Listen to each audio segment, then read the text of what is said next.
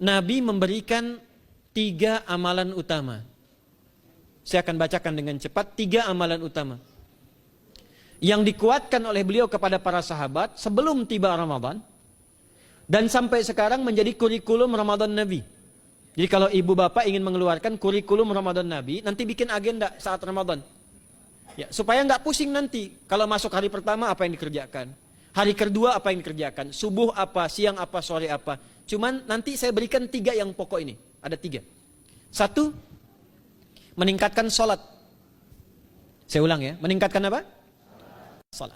Kalau meningkat, secara singkatnya berarti bertambah dari yang sekedar fardu, tambah dengan apa? Sunnah.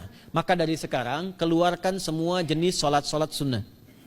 Keluarkan dari sekarang apa saja, siang dan malamnya. Yang rawatib, ada berapa rawatib? Rawatib 12. Ya, rawatib itu yang melekat dengan sholat fardu dan menentukan untuk memperbaiki sholat fardu. Menambah, jadi kalau kurang khusyuk ditambah dengan sunnahnya disebut rawatib. Bisa sebelum, bisa setelah sholat fardu. Ada 12 dari hadis Nabi SAW. Man shalla isnatai asyrata rak'atan, siapa yang sholat 12 rakaat fi yaumin wa lailatin, yang mengiringi sholat fardu siang dan malam. Ya, bunyalahu bihinna baitun fil jannah, maka akan dibangunkan baginya satu rumah di surga kalau konsisten menunaikan 12 itu sampai meninggal dunia. Sahabat yang mendengar itu mengatakan kompak semuanya, sejak mendengar hadis itu kami usahakan istiqomah sampai meninggal tidak meninggalkannya. 12 itu 2 sebelum subuh, cepat. 4 sebelum zuhur, 2 setelah zuhur, 2 setelah maghrib, 2 setelah isya. 2 rakaat sebelum subuh, 4 rakaat sebelum zuhur. Kalau nggak bisa 4 rakaat, karena terbatas waktunya, boleh 2 rakaat, khusus untuk sebelum zuhur. Kalau nggak bisa 4, boleh berapa? 2. Dalilnya hadis Ibnu Umar radhiyallahu taala anhuma. Kata beliau, hafidtu asyra rakaatin, saya hafal 10 rakaat dari Nabi sallallahu alaihi wasallam salat sunnah. Maka menyebutkan sebelum zuhur 2 rakaat. Baik, jadi 12 ya, 2 sebelum subuh, 4 sebelum zuhur, 2 setelah zuhur, 2 setelah maghrib, 2 setelah isya. Ini yang disebut dengan rawatib. Jamak dari kata ratib. Di luar ini mutlak. Mutlak ini ada yang berdampingan dengan salat fardu, ada yang terpisah. Contoh yang berdampingan, 4 rakaat sebelum asar. 4 rakaat ini bukan disebut rawatib, tapi salat mutlak. Cuma waktunya berdampingan dengan salat fardu. Jadi dia nggak memengaruhi salat fardu, cuma punya keutamaan sendiri. Apa keutamaannya? Hadis Ibnu Umar radhiyallahu taala anhuma, ketika beliau menyampaikan qala Nabi sallallahu alaihi wasallam, rahimallahu ra'an shalla qabla al-asri arba'an. Allah akan menambahkan rahmat pada orang yang terbiasa salat 4 rakaat sunnah sebelum salat asar. Jelas ya? Baik. Kemudian apalagi setelah itu? Salat di antara 2 adzan dan 2 adzan ini, adzan dan iqamah. Ya, di antara adzan dan iqamah. Tahiyatul masjid. Apalagi misalnya salat duha. Duha dibagi 3. Awal duha itu kurang lebih 1,5 jam setelah salat subuh. Subuh sekarang misal 4:30, maka jam 6 muncul awal duha. Namanya syuruk. Saya ulang, salat apa namanya? Syuruk itu salat awal duha. Jumlah rakaatnya 2 rakaat.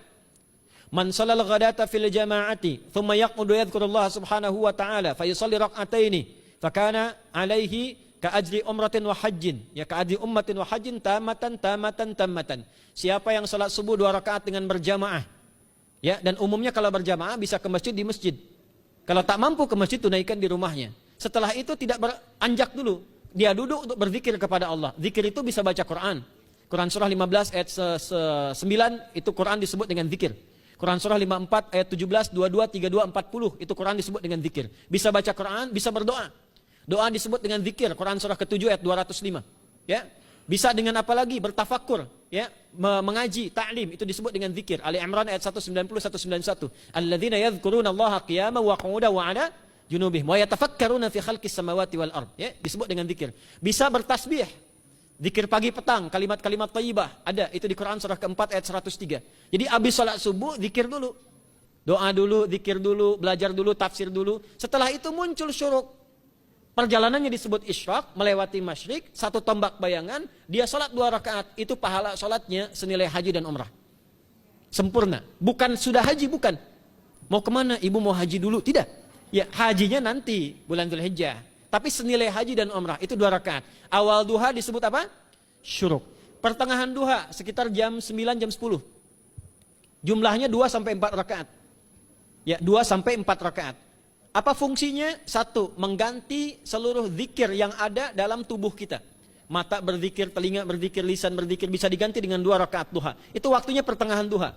Kurang lebih dari jam 8, 9, 10 lah, kurang lebih 3 jam itu. Ya. Yang kedua, bisa menghambat atau menghentikan, menahan satu musibah umum. Misal ada kebanjiran nih atau macet nih. Orang-orang kena macet. Bapak yang biasa sholat duha pertengahan itu tiba-tiba ditolong oleh Allah, dibebaskan. Tiba-tiba ada orang datang, Pak lewat sini di sana macet. Atau dibimbing ada kontraflow. Itu manfaatnya duha tuh. Yang pertengahan. Yang terakhir adalah akhir duha. Sekitar jam 10 sampai jam 11 menjelang ke zuhur. Ya, akhir duha itu jumlahnya dari 2 bisa 4 sampai 8 rakaat. Di antara manfaatnya bisa mempermudah datangnya rizki dengan izin Allah Subhanahu wa taala ketika ikhtiar. Itu duha.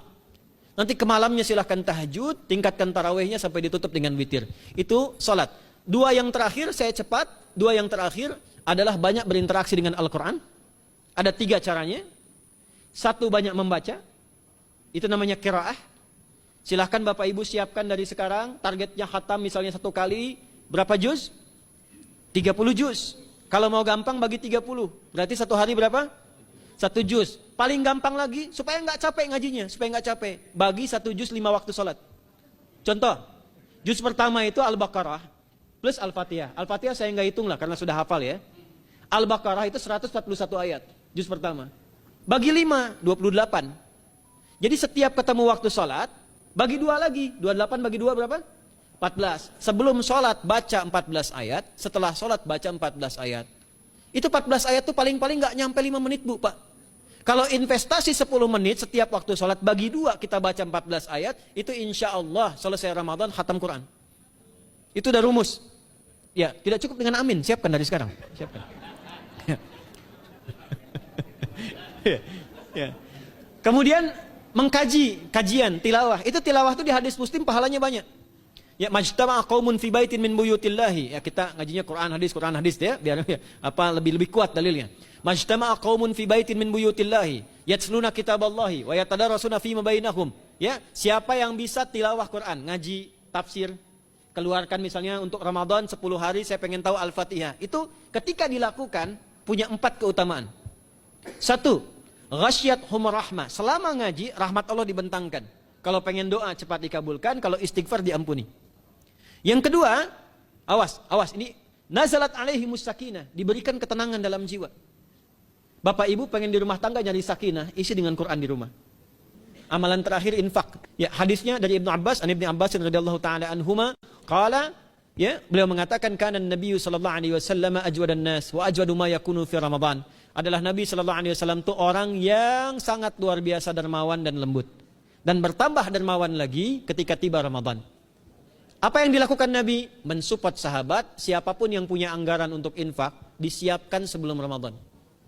Jangan berpikir banyak Bu. Yang penting ada anggaran. 30.000 nggak ada masalah. Setiap hari 1.000, tidak harus uang. Makanan. Pernah dengar hadis ini nggak?